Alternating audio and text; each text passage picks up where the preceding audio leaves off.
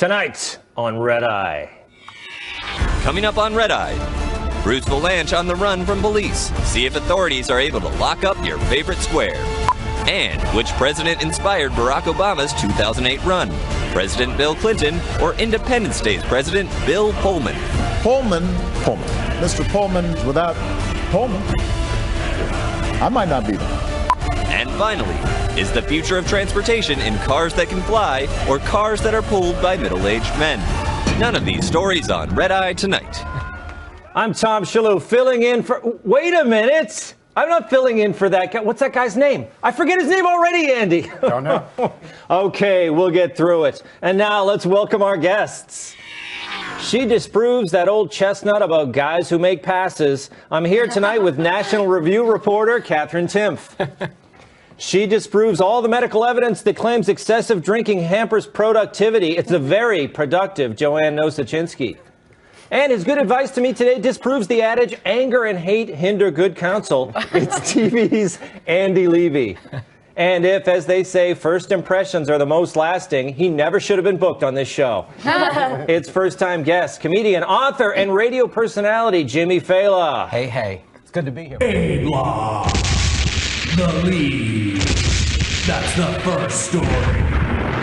This just in, Twitter is outraged. Once again, Saturday Night Live, a television show, has social media's panties in a bunch after airing a pre-taped parody of a Toyota commercial. In Toyota's ad, a teary-eyed father drops his daughter off at the airport on her way to join the Army. But in SNL's comedy version, the daughter, played by 50 Shades star South Dakota Johnson, joins up with a different group.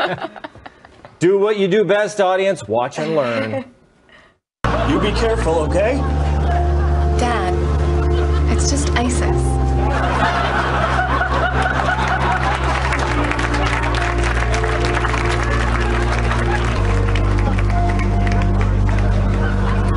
Take care of her. Death to America.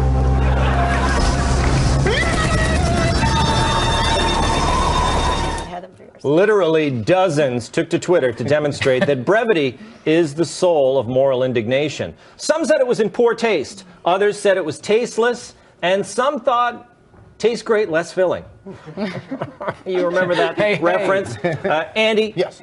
Come on. Isn't humor the best way to fight a group like ISIS? Well, it's not the best way, but it's part of your arsenal, I guess. Yeah. Two things. One, I thought it was a pitch perfect parody. You had no idea what the reveal was going to be. They didn't telegraph it by anything anyone said. There were no visual cues to what the joke was going to be. Everything except the punchline was just set up for the punchline, which I think was just done beautifully. I also think those people who are offended maybe need to stop being offended by comedy. It's just a sad way to go through life, constantly looking for things in comedy to be offended by. Just stop. I agree. And they were watching the show, obviously, because these people were tweeting, right as the show happened. So they were there for comedy, right? And they were highly offended. They're the Twitter philosophers. That's what they say. They're like, what's an outrage? What can I be outraged about first? Yes. I didn't think it was funny, though. I mean, I think it's great to make fun of ISIS. We should definitely make fun of ISIS. But the punchline, like you said, was what? When ISIS shows up is the punchline? Yeah. I don't know if ISIS showing up is ever... Well, are you familiar with the commercial?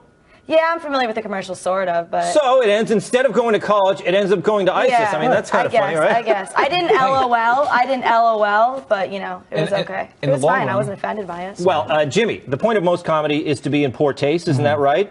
Case in point, your act. That's a guy like me? Yeah. Thanks for that. No, I really felt like this is a classic misappropriation of anger on Twitter. It's like, if we can't hit ISIS, who can we hit?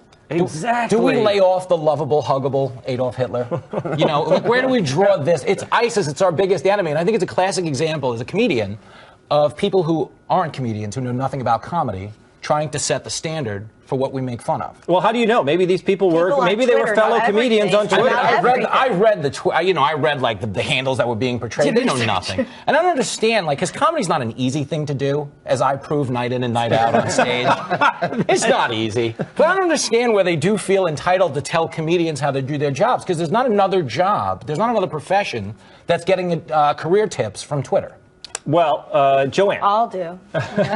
Joanne, you're right in the age group there. I mean, is this going to make you more likely or less likely to join ISIS? You know what? I think there's one thing they could have done that would make this both funnier and more offensive to please everyone. If Barack Hussein Obama was cast as the father. Right? He loves acting. He loves appearing in videos. He loves ISIS. Is that what you're trying to say? And he has a daughter, so they would kind of be typecast there. Of course, everyone says the Twitter outrage. Is it over the top? Of course. Well, the people who tweet this outrage, who are really outraged at comedy when they should be outraged at ISIS, shouldn't they be working to making sure that what they're showing, girls going off, doesn't happen? No, they'll never tweet about that kind of stuff because this is the easy target. But it really are. Girls going wild, aren't they? Catherine, I mean, this is actually happening. Right. So even if it isn't funny, isn't it good to draw attention to the fact that young women seem to be flocking on buses to ISIS? Of course it is. Of course it is. It's very important. It's very important. Comedy is very effective in order to, because it's entertaining and people want to be entertained. They don't necessarily, that's why nobody watches C-SPAN. Because there's no reason to watch C-SPAN. I don't know, people who are guilty. Most people don't watch C-SPAN that are not at all totally boring. So I think it's really important. I think that comedy should push the envelope, and we should not be discouraging that. We should be encouraging that. And, ISIS is a little worse than making fun of ISIS, like everyone else. By the way, I fully believe that in this entire country, 12, maybe 13 people were offended by that sketch. And all 12 of them. But they tweet the most. All 12 They live in their Twitter. mom's basements and they tweet all day long. But I feel a personal connection to this story because as an ex-cab driver, I know most of the people in ISIS. And I feel like they're a self-effacing bunch when it comes to humor. Did you guys, was it like the TV show Taxi? Did you hang around in a dispatch center with...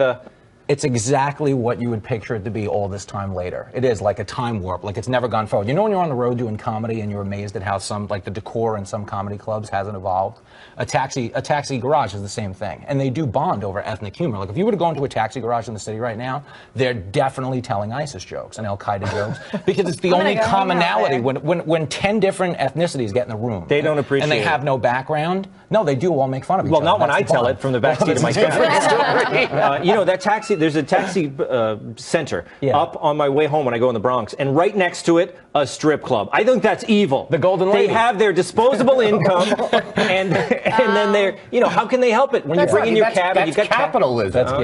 You're right. Genius. You're right, Andy. What can I say?